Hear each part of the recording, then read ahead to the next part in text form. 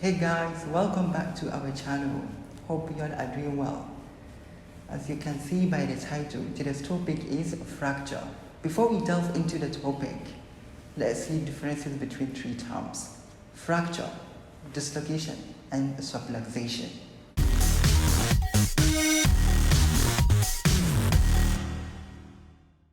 What is fracture? Fracture is the break in the structural continuity of a bone. Dislocation. A joint is said to be dislocated when its articular surfaces are completely displaced from the other, so that all contact between the joint surface is lost. Here is a normal joint and its articulation. And here you can see some space here where it shows separation between the bony ends. Subluxation. A joint is said to be subluxed when its articular surfaces are partly displaced and retain some contact between them. As you can see, here is some retention of the articulation of the two bone ends, and here there is partial separation here. Classification of a fracture. There are many classifications of fracture. Fracture can be classified based on etiology, displacement of the fracture, relationship of the fracture with external environment, complexity of the treatment, quantum of forces causing the fracture, and pattern of the fracture. Now we're going to take one after the other and discuss it. On basis of etiology, there are three types: traumatic, pathological, and stress fracture. Traumatic fracture. Fracture sustained due to trauma. Normal bone can withstand considerable amount of force and breaks when subjected to excessive force. Majority of fractures nowadays fall into this category.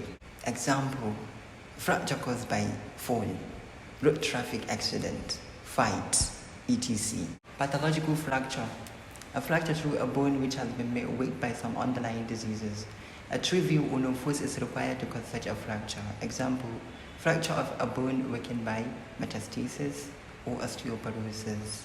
Although traumatic fracture has a predictable and successful outcome, pathological fracture of neurointestinal union. In bone metastasis, as you can see over here in the bony trabecula, there is a porous surfaces here, which makes the bone more fragile and can lead to instant breakage of the bone at any moment without any force application. Stress fracture.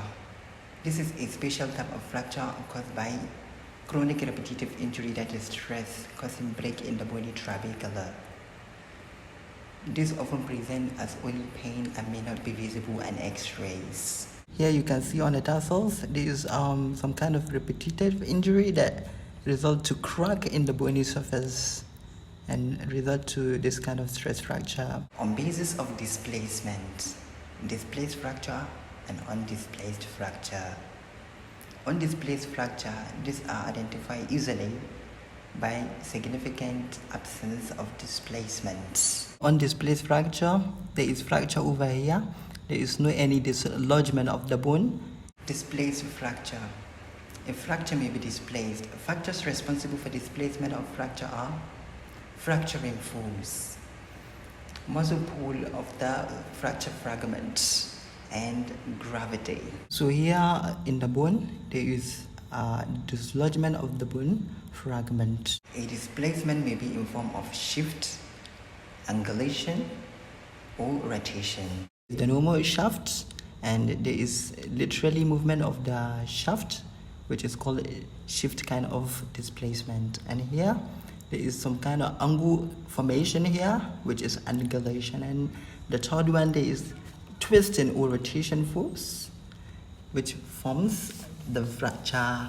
On basis of relationship with external environment, closed and open fracture.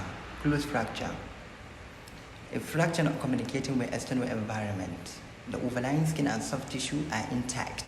So in close, here is the normal skin, and the bone never protrude and disrupt the skin outside. Open fracture.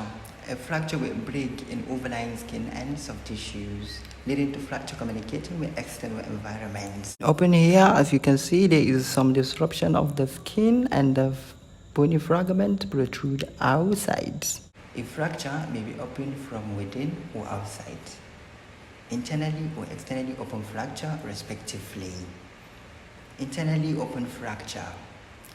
A sharp fracture end pierces the skin, resulting in open fracture. Externally open fracture. The object that causes this fracture lacerates the skin and soft tissue over the bone and breaks the bone and makes it exposed to external environment. Externally open fracture is more prone to infection than internally open fracture. On basis of complexity of treatment, simple fracture and complex fracture. Simple fracture, a fracture in two pieces. Usually it is easy to treat. Example, transverse fracture of humerus. By merely looking at this kind of fracture, it is simple type because there is one bone at the upper end and one bone at the lower end. There is no any complexity in it. Complex fracture. A fracture in multiple pieces, usually difficult to treat, e.g. comminuted fracture of tibia. Complex fracture, as the name suggests, is kind of complicated. And here, if you look at the bony fragments, they are of multiple, so which make it complex. On basis of quantum of forces causing the fracture, high velocity injury and low velocity injury. High velocity injury. This type of fracture occurs as a result of severe trauma, as seen in road traffic accidents. There is severe extensive loss of soft tissues and excessive devascularization of fracture end, which makes it unstable and slow to heal. Low velocity injury. This fracture sustained as a result of mild trauma, as seen in fall. There is a little associated soft tissue injury and often the fracture heals predictably. On basis of pattern, transverse fracture, oblique fracture, spiral fracture, segmental fracture, and comminuted fracture. Transverse fracture. The fracture is transversely placed and is often a result from direct injury. Here is transverse fracture. There is a transverse line which plays on the tibia. Here is the tibia. Oblique fracture. A fracture line is obliquely placed, and indirect injury causes this type of fracture. It is often unstable and it requires internal fixation. In oblique fracture, here is the line of the fracture. It comes down in oblique manner. Spiral fracture. It results from twisting force to bone, and the fracture line is spirally placed. The spiral one resembles S shape, as you can see all over here. Segmental fracture. A fracture may break at two different levels. Without segment of the fracture of the bone between two fractured lines. The middle portion of the bone may lose its blood supply at one end. So in segmental, there are two fractured, one above, one below, and a large fragment in the middle. Watch out for part 2 of the fracture lecture. Thank you.